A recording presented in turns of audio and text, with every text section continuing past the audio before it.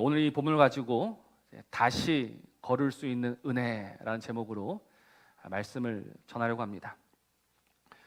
여러분, 혹시 흠이 없는 사람을 아십니까? 흠이 없는 사람, 완전한 사람.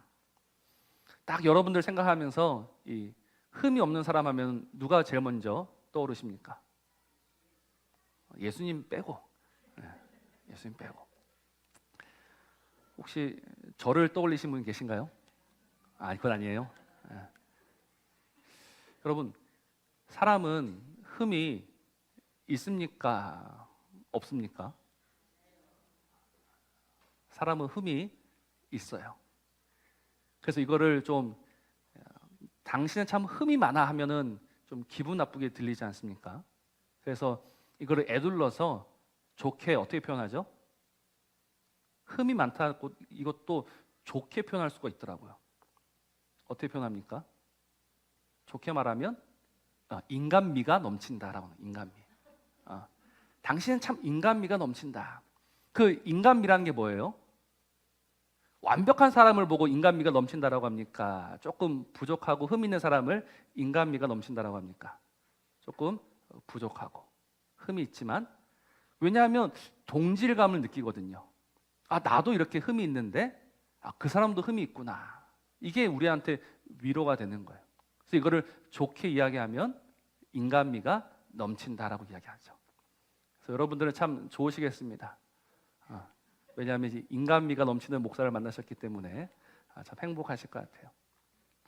근데 오늘 이 창세기 17장의 1절 말씀은 이제 부담스러운 말씀으로 시작을 하고 있어요.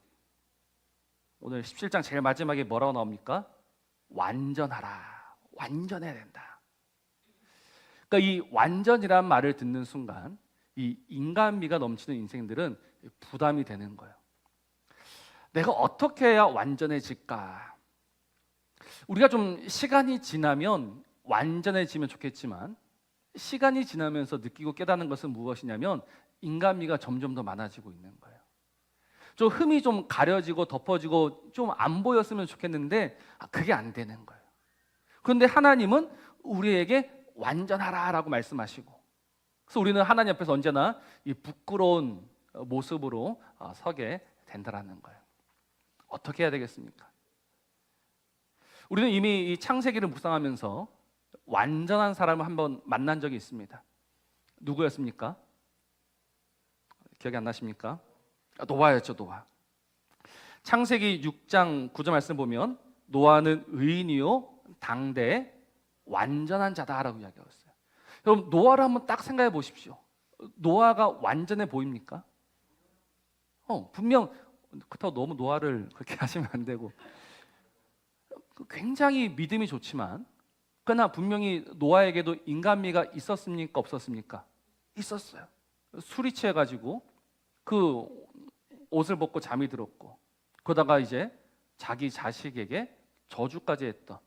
그래서 분명히 우리 기준, 우리 생각을 봤을 때 노아는 완전한 자가 아니에요. 근데 성경은 뭐라고 합니까? 그를 완전하다라고 이야기해요.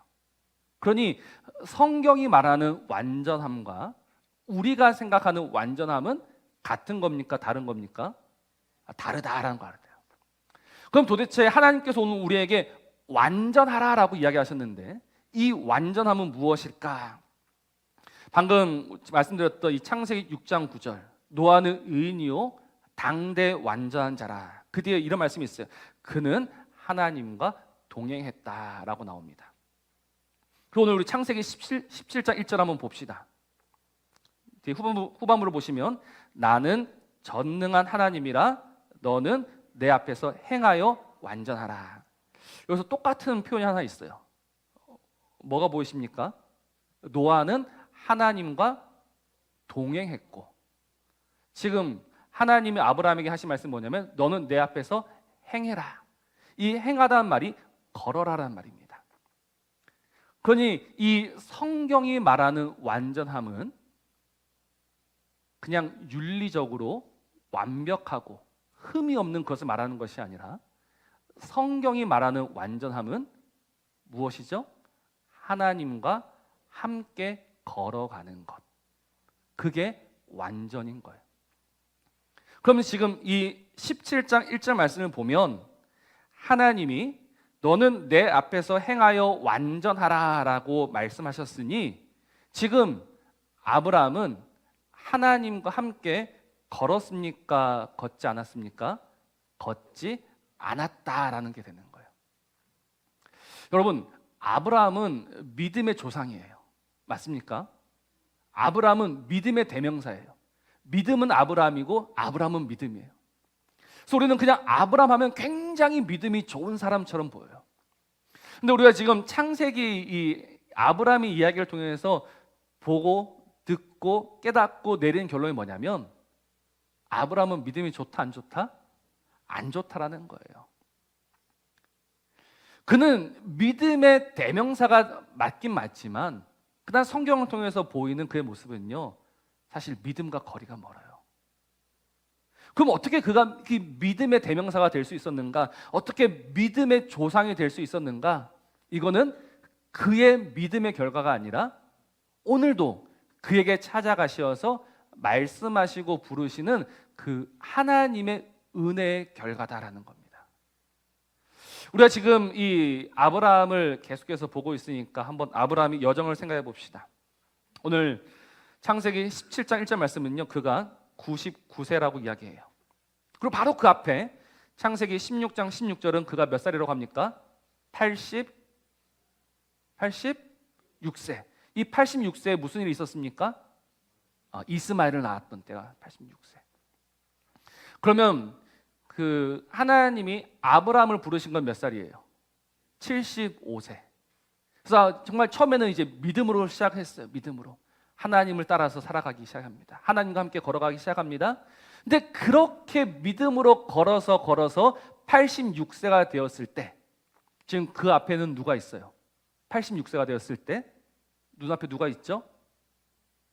방금 이야기하고 넘어갔잖아요. 이스마엘이 있는 거예요. 이게 하나님하고 함께 걸었던 결과다라고 말할 수 있을까요? 없는 거예요.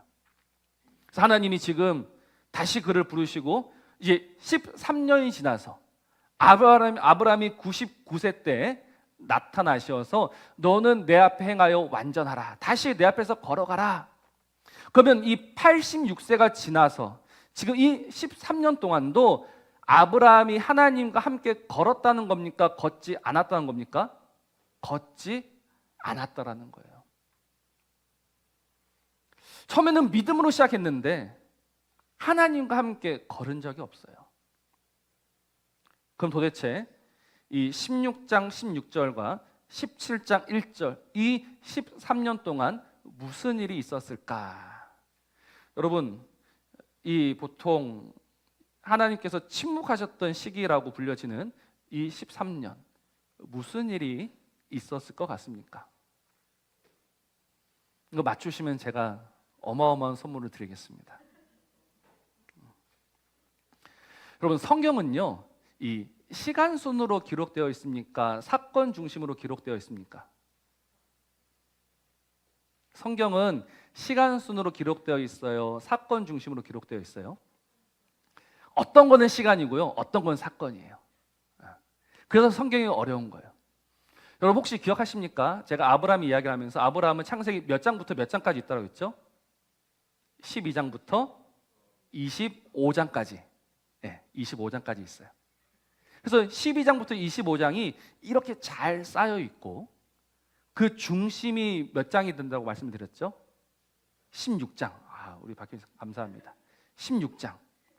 근데 이 16장, 이 아브라함의 이야기의 중심에 16장이 있어요. 16장이 지금 무슨 이야기예요? 하갈과 이스마엘 이야기예요. 그러니까 이 아브라함의 이야기는요, 사실 무엇을 증명하고 있느냐? 아브라함의 믿음 없음을 증명하고 있는 책이에요. 그래서 이 16장을 중심으로 보면 이야기가 이렇게 쌍으로 포개져 있습니다. 그래서 이 16장 앞에 보면은 애굽으로 내려갔던 이야기가 한번 나오고 또 뒤에 보면은 이제 그랄 왕 아비멜렉에게 빼앗겼던 이야기가 나오고. 여러분, 이 그랄 왕 아비멜렉 이야기를 다음에 다시 설명드리겠는데 만약에 이 이야기가 시간 순으로 배열되어 있다면 지금 아브라함이 99세, 그러면 이제 한 10개월만 있으면 약속의 아들 이삭이 태어날 거지 않습니까? 근데 그 사이에 무슨 일이 있었냐면 아비멜렉에게 자기 아내를 빼앗기는 일이 있어요. 그러니까 이거는 시간 순으로 기록된 게 아니고 샌드위치처럼 쌓여져 있다라고 보시면 돼요. 그러면 아까 제가 12장에서부터 25장이라고 말씀을 드렸는데, 여러분 12장 이야기가 뭐예요? 넌 너의 고향과 친척과 아버지의 집을 떠나라라는 이야기가 나옵니다. 그럼 25장에 무슨 이야기가 나오냐면 이제 아브라함이 또 사라가 죽고 누구를 맞아들이죠? 그두라를 맞아들입니다. 그래서 그두라를 통해서 또 6명의 자녀를 낳았고, 그래서 그 자녀들을 다 떠나보내는 이야기가 나와요. 그래서 하나님이 12장에서는 아브라함을 불렀다면 25장에서는 이삭만 남겨놓는 그 이야기가 나옵니다. 제가 지금 이 이야기를 왜 드리냐면, 우리 한번 성경 찾아봅시다. 25장 1절 한번 봅시다. 25장 1절. 이거 굉장히 중요한 이야기입니다. 25장 1절. 우리 같이 한번 읽어볼까요? 시작. 아브라함이 후처를 맞이하였으니 그의 이름은 그두라라. 그래서 오늘 아브라함이 후처를 맞이하였다. 근데 바로 그 앞에 어떤 이야기가 나오냐면 이제 사라가 죽은 이야기가 나옵니다. 그리고 사라가 죽고 나서 이삭이 리브가를 아내로 맞아들인 거, 그 이야기. 그래서 이 전통적으로 창세기 25장 1절은요, 그냥 아브라함이 사라가 죽고 나서 위로받기 위해서 그두라를 받아들였다라고 이해합니다. 여러분들도 혹시 그렇게 알고 계시지 않나요? 그두라의 이야기는 처음 들어보셨어요? 그러면 오늘 이 아브라함이 사라가 죽고 나서 이제 다시 재혼을 했습니다. 이때가 몇 살일 것 같습니까? 이때가 아브라함이 몇 살이냐면 거의 130 후반대입니다. 그리고 이때 다시 6명이나 자녀를 더 낳았어요. 여러분, 분명 그 로마서 4장 말씀을 보면 그 아브라함이 99세가 되어 자기 몸이 죽은 것 같음을 알고도 라고 나옵니다. 그래서 그 100세에 정말 기적으로 낳은 아들이 누구예요? 이삭이에요. 근데 만약에 이 25장의 이야기가 그냥 시간순으로 연결된 이야기라면 이삭의 이야기는 더 이상 기적이 될 수 없어요. 왜? 140에도 150에도 아이를 낳았는데 어떻게 100살에 낳은 그 이삭이 기적이 될 수 있겠습니까? 그래서 이 25장 1절에서 아브라함이 아내를 맞아들였다라고 되어 있어요. 원문에는 후처라고 표현되어 있지 않습니다. 그냥 아내를 맞아들였다. 근데 이 아내를 다른 말로 뭐라고 하냐면, 여러분 25장 6절 한번 보실래요? 25장 6절. 자기 서자들에게도 나오죠. 이 서자들이 어떻게 되었냐면 첩들의 자녀들. 그러니까 지금 제가 무슨 이야기를 드리고 싶은지 아시겠어요? 이 그두라는 아브라함이 사라가 죽은 이후에 맞아들인 아내가 아니라 그 전에. 그럼 이 전이란 건 언제일까요? 오늘 17장 99세 이전에 있었던 일이 되는 거예요. 제가 이거를 혼자서 성경을 보면서 정말 고민을 많이 했습니다. 나 혼자만 이렇게 생각하면 어떻게 하나.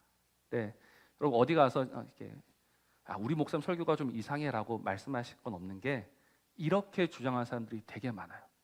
엄청 유명한 사람들이. 그래서 이거는 저 혼자만의 이야기가 아니고 우리 NIV 성경 주석 또 WBC 성경 주석을 기록한 이들도 저와 동일하게 생각하고 있습니다. 그래서 지금 이 86세에서 99세 이르는 이 사이에 무슨 일이 있었는가? 아무 일도 없었던 것이 아니라 바로 이 그두라를 맞아들여서 여러 민족의 아버지가 되고자 하는 아브라함의 모습이, 아브라함의 삶이 이 16장 16절과 17장 1절 그 사이에 기록되어 있는 거예요.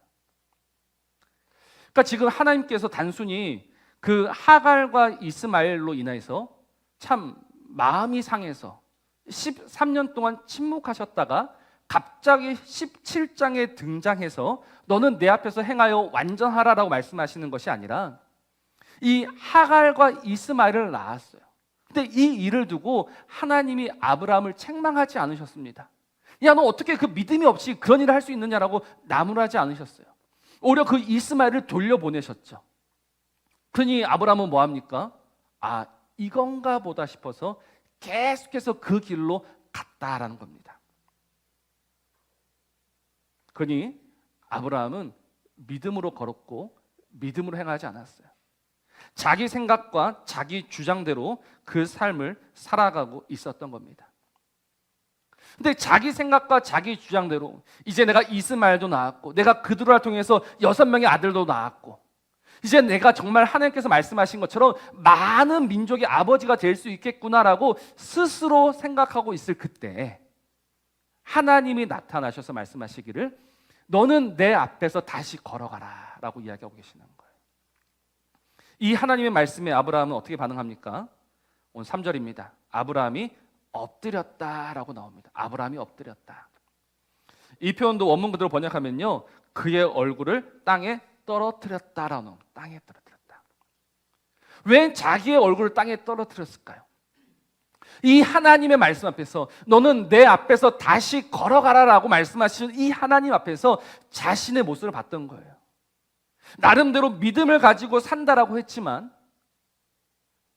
믿음이 아닌 내 생각과 내 주장과 내 고집으로 걸어왔던 나의 어리석음과 나의 연약함과 나의 부족함을 보게 된 겁니다.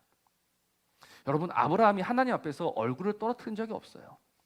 하나님이 그를 부르셨을 때 그는 언제나 자신이 있었습니다. 우리가 특별히 창세기 15장 사건을 잘 알고 있지 않습니까? 나는 너의 지극히 큰 상급이요. 그 하나님 앞에 우리 아브라함이 얼굴을 땅에 떨어뜨리던가요? 아니요. 오히려 삐져서 물어보죠. 내가 무엇으로 알 수 있겠습니까? 하나님 앞에 고개 숙이지 않던 이 아브라함이 지금 이 하나님 앞에 드디어 이제서야 비로소 고개를 떨어뜨리고 있습니다.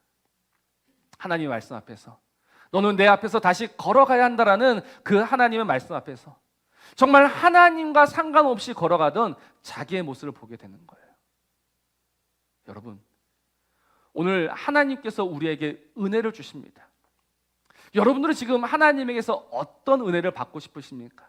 여러분들이 지금 하나님에게 요구하시는 은혜는 무엇입니까? 딱 두 가지가 있을 겁니다. 그냥 내가 이 길을 가는데 이 길을 잘 걸어가게 해주세요 라는 은혜가 있고, 하나님, 내가 이제는 당신의 길을 걸어가야 되겠는데 당신의 길을 잘 걸어갈 수 있도록 힘을 주옵소서라는 두 가지 은혜가 있을 겁니다. 근데 여전히 우리는 어떤 은혜를 요구하고 어떤 은혜를 바랍니까? 그죠? 지금까지 내가 걸어왔던 이 길을 잘 걸어가는 것. 그래서 마치 하나님을 하나의 보조수단으로, 하나의 보조수단으로 삼아가지고 하나님, 내가 이 길을 가야 되겠는데 돈도 없습니다. 사람도 없습니다. 그러니까 돈도 주시고 물질도 주시고 또 사람도 붙여주셔서 그냥 이 길 잘 갔으면 좋겠습니다. 내가 이 길 잘 가서 당신께 영광 올려드릴 테니까 하나님 한번 밀어주십시오 라고 말하는 자들이 있는 거예요. 그러나 하나님 우리에게 베푸신 은혜가 무엇일까요? 오늘 그렇게 자기의 길을 가던 자들을 멈춰 세우시는 분이 하나님이십니다. 자기의 길을 열심히 걸어가던 자들을 멈춰 세워서 이제 누구의 길을 가게 하십니까? 하나님의 길을, 당신의 길을 걸어가게 하시는 분이 하나님이신 거예요. 그래서 지금 내 길을 열심히 잘 가는 그 사람이 완전한 사람이 아니라 이 연약함과 부족함 속에 있지만, 그러나 이제는 누구의 길을 걸어가는 사람이 완전한 사람입니까? 하나님의 길을 걸어가는 사람이 완전한 사람이 되는 거예요.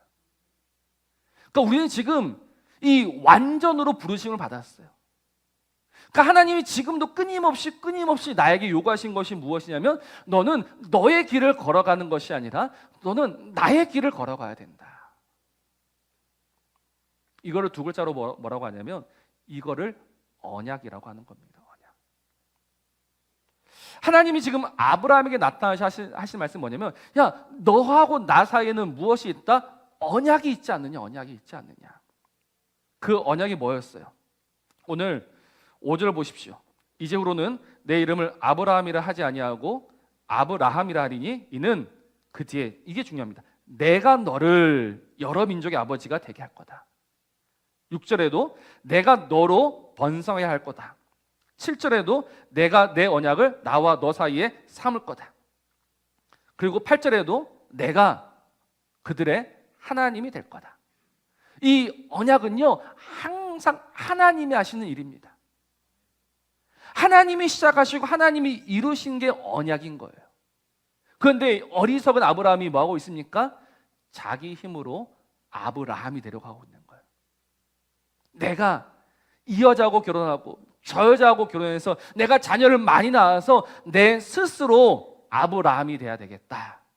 근데 하나님이 딱 멈춰 세우시고 아니다, 아니다, 아니다라고 말씀하고 계시는 거예요. 여러분, 아브라함이 결국은 믿음의 조상이 되었습니다. 어떻게 그가 믿음의 조상이 될 수 있었는가? 오늘 아니다라고 말씀하시는 그 하나님 앞에 자기의 얼굴을 땅에 떨어뜨리는 이 믿음이 있었던 거예요. 포기하는 겁니다. 내려놓는 겁니다. 부인하는 겁니다. 지금까지 내가 잘 걸었고 잘 산 줄 알았는데 아니었군요. 그게 아니었군요라고 깨달으니 하나님께서 역사하시고 하나님께서 그를 믿음의 사람으로, 믿음의 조상으로 결국은 세워내시는 겁니다. 사랑하는 성도 여러분, 하나님은 지금도 우리를 부르십니다. 지금도 우리를 부르시는 이유는요, 우리를 하나님의 길로. 여러분, 그 하나님의 길이 결국 어디입니까? 십자가의 길인 거예요. 다른 그 어떤 길도 아니고요, 십자가의 길입니다.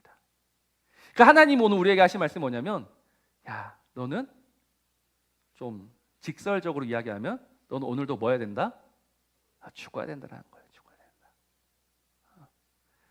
그래서 그 십자가로 나가는 자가, 그 십자가에서 죽는 자를 가리켜서 하나님은 완전하다라고 말씀하시며, 그를 통해서 하나님의 나라를 세워가시며 하나님의 언약을 이루어 가시며 하나님의 뜻을 이루어 가시는 줄로 믿습니다.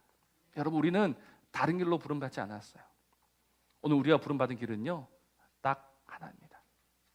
여러 길이 있으면 좋겠지만 딱 하나예요. 좁은 길이고 불편한 길이고 정말 많은 사람들이 거절하고 거들떠보지도 않는 그 좁고 불편한 그 십자가로 부름받은 사람들이 저와 여러분들인 줄로 믿으시길 바랍니다. 그럼 우리가 어떻게 해야 끝까지 이 길을 잘 갈 수 있을까요? 제가 이번 주에 그 세미나를 다녀오지 않았습니까? 저는 이제 목회를 시작하면서 이 세미나는 안 갈 거다라고 생각했었는데, 이 세미나는 뭔가를 배우려는 세미나는 아니고 이 목회자들의 이 연결, 사실 이 목회 길이 쉽지 않습니다. 정말 부끄러운 말씀이지만 정말 끝까지 이 길을 가는 게 정말 어렵다라는 것을 다시 한번 느끼고 배운 시간이었습니다. 정말 이 처음에 부름 받았을 때는 정말 다른 거 생각하지 않냐고, 오직 주님 위하여 살겠습니다. 그래서 이 길로 왔는데, 이 길로 들어와서 걸어가다 보니 이 길이 끝까지 그 하나님께서 나한테 맡기셨던 그 길이면 좋겠는데, 어느새 이 길이 이 어리석고 연약하고 흠이 많고 인간미가 넘치는 목사의 길이 되어 있더라고요. 그래서 이 길로 가면 안 되겠다 싶어서 하나님이 지금 이 세미나를 통해서 다시 한번 우리의 발걸음을 교정해 주시는 그런 시간이었습니다. 어떻게 하면 끝까지 갈 수 있을 것인가? 우리 이거를 끊임없이 고민을 해야 돼요. 근데 오늘 성경에 보면요, 어떻게 하면 이 길을 끊임없이 끝까지 잘 갈 수 있을까에 대해서 방법이 하나 나옵니다. 그게 뭡니까? 우리는 그거를 이제 할례라고 할례. 여러분, 지금 하나님께서 아브라함에게 할례를 명하셨습니다. 그래서 이 할례 언약이라고 하는데요, 여러분, 할례를 받고 안 받고는 사실 중요한 게 아니에요. 우리 할례 받고 안 받고가 중요하지 않다는 것을 우리 지난주 매일 성경을 통해서 아마 보셨을 거예요. 할례 받지 아니했어도 얼마든지 하나님께서 부르시고 사랑하시고 하나님의 그 백성으로 삼아 주셨습니다. 근데 하나님이 지금 아브라함에게는 무엇을 명하고 계십니까? 할례를 명하고 있습니다. 그 포피를 베어라. 여러분, 이 포피를 벤다라는 의미가 무엇이냐면 우리 그 여호수아에 보면 그 의미를 잘 알 수 있어요. 이스라엘 백성들이 이제 가나안 땅에 들어가야 됩니다. 가나안 땅에 들어가려면 강을 하나 건너가야 돼요. 그 강이 어떤 강이죠? 요단강입니다. 근데 이제 요단강이 넘치고 있을 때 요단강만 넘어가면 이제 그 적들이 있습니다. 그 만약에 여러분들이 지휘관이라면 이 강을 건너기 전에 할례를 받는 게 유리할까요? 강을 건너고 나서 할례를 받는 게 유리할까요? 당연히 건너기 전에 할례를 받아야 돼요. 그래서 건너기 전에 할례를 받고 충분히 회복된 다음에 건너가는 게 맞죠. 그게 맞지 않습니까? 그런데 강을 건너갔는데 이제 그 적군이 눈앞에 있는데 그때서야 하나님이 할례를 행하라 라고 말씀하세요. 이거는 죽으라는 말과 똑같은 거예요. 하나님, 지금 이 앞에서 우리가 할례를 받으면 우리는 죽어요. 하나님께서 하신 말씀 뭐냐면 그래, 죽으라는 거야 라는 의미로 오늘 할례를 명하시는 거예요. 그래서 오늘 자신의 살을 베면서 나는 죽었다라는 것을 끊임없이 기억하고 되돌아보며 생각을 하는 게 할례가 되는 거예요. 그래서 이 할례를 언약의 표징이라고 하는 겁니다. 하나님이 나와 세우신 그 언약, 나는 죽었지만 그날 이 어리석고 부족한 나를 하나님께서 데려가신다. 그래서 난지 8일 된 모든 사람은 할례를 받아야 되는 거예요. 이 할례 자체에 효력이 있는 것이 아니라 이 할례를 통해서 하나님의 은혜를 기억하는 거예요. 하나님의 언약을 기억하는 거예요. 그래서 에레미야 4장 4절은 이렇게 말씀합니다. 유다인과 예루살렘 주민들아, 너희는 스스로 할례를 행하여 너희 마음 가죽을 베고 나 여호와께 속하라 라고 합니다. 할례를 행하는데 무엇을 베라고 하냐면 너희 마음 가죽을 베어서 나에게 속해라 라고 이야기하는 거예요. 그러니까 오늘 우리 할례는 무엇이냐면 끊임없이 우리의 마음을 베어야 된다는 겁니다. 우리의 마음이 베어야지만 그 하나님의 길로 걸어갈 수 있고 완전한 자가 될 수 있는 거예요. 그러면 내 마음을 베려면 여러분 어떤 칼을 쓰면 될까요? 도대체 누가 나의 이 마음을 베어줄 수 있겠습니까? 여러분, 우리의 마음을 베시는 분이 성령님이세요.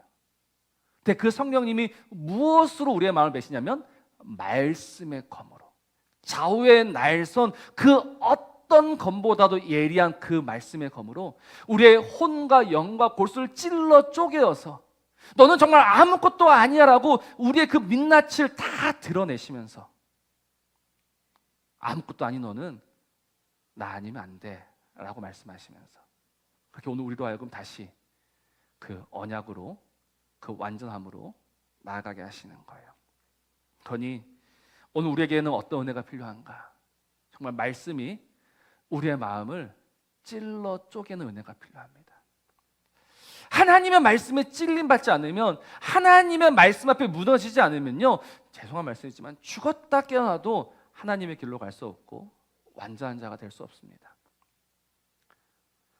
한 말씀만 더 드리고 오늘 말씀을 마칠게요. 사도 베드로가 말씀을 전했을 때 똑같이 마음에 찔림을 받은 자들이 있습니다. 마음에 찔림 받은 자들은 우리가 어찌할 거라고 말하는 자들이 있고, 마음에 찔림 받은 자들이 일을 가는 자들이 있습니다. 이게 바로 하나님의 은혜 안에 있는 자의 모습이고 하나님의 은혜 밖에 있는 자들의 모습인 거예요. 하나님의 은혜 안에 있는 자들은요, 그 말씀에 찔림을 받아서 우리가 어찌할 거라고 탄식하면서 하나님 앞에 납작 엎드리면서 다시 그 하나님의 은혜 안으로 들어가는 자들이 있고, 하나님의 사랑받게 있는 자들은요, 같은 말씀을 들어도 일을 가는 자들이 있는 거예요. 소원하기는 오늘 저 여러분들이 오늘 이 말씀 앞에 무너지게 되기를 주의 이름으로 축원합니다. 무너져야 돼요. 깨져야 돼요. 쓰러져야 돼요. 그래서 하나님의 손에 끌려가는 거예요. 내가 열심히 내 힘 가지고 걸어가는 게 아니라 이 무너져서 정말 초라해서 도저히 한 걸음도 걸을 수 없는 이 인생을 하나님이 들쳐 업으시어서 그 길을 끝까지 가게 하시는 겁니다. 그래서 아브라함을 아브라함 되게 하시고 그를 믿음의 조상 되게 하시고 오늘 저와 여러분들을 믿음의 사람으로, 하나님의 사람으로, 그 하늘의 백성으로 친히 만들어내실 줄로 믿습니다. 이 믿음 가지고 다시 하나님의 손에 붙들려 살아가는 저와 여러분 되시기를 우리 주의 이름으로 축원합니다.